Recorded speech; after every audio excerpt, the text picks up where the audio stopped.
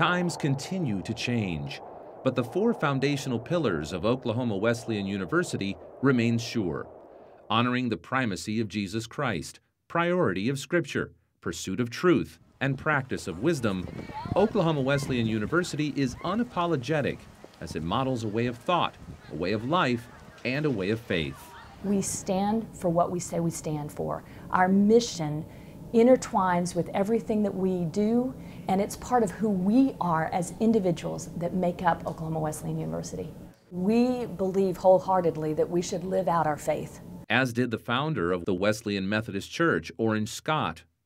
Holy hearts should result in holy lives, and that holy men should seek to bring an end to social evils, such as slavery and intemperance. He started writing about abolitionism and the issues in the slave trade, and as a Christian felt like we could not partake in that anymore and needed to speak out. At the time, his denomination didn't want to do anything about it, and so he broke off and started the Wesleyan Methodist Church. With its sights set on freedom and the abolition of slavery, the Wesleyan Methodist Church would later give birth to Oklahoma Wesleyan University. Today, the university is continuing Orange Scott's fight. The school's Orange Movement has been focusing attention on modern-day slavery and human trafficking worldwide. A pastor in Southeast Asia had stumbled across some girls that were being trafficked. He and his wife decided to take them in their home. They have nothing. And yet they didn't think twice about saving these little teenage girls, they're 10, 11, 12 years old, from being enslaved in trafficking. This home is now a safe house for 38 young girls. Modern-day slavery and human trafficking affects 8.4 million children globally, and Oklahoma Wesleyan feels a duty to serve these victims. Our faith commands that of us, and these girls have been raped multiple times and abused and forced to have abortions at 11, 12, and 13.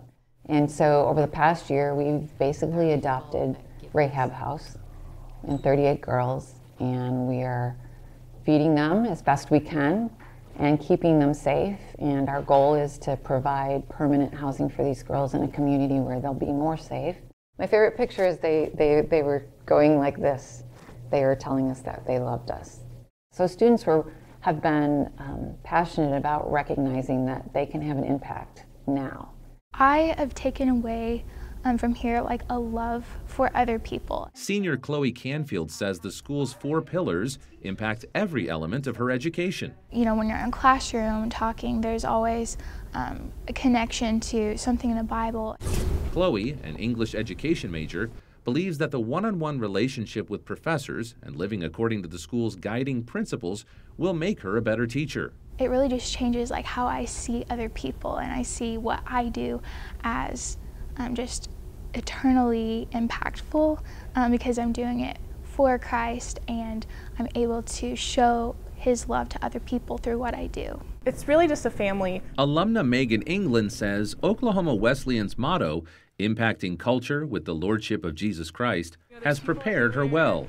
My experiences, my thoughts were challenged as a student here, and I've been able to take that new sense of confidence out into the world and say, I know what I believe. I was prepared not only for the workplace, but for whatever I go on to do in life.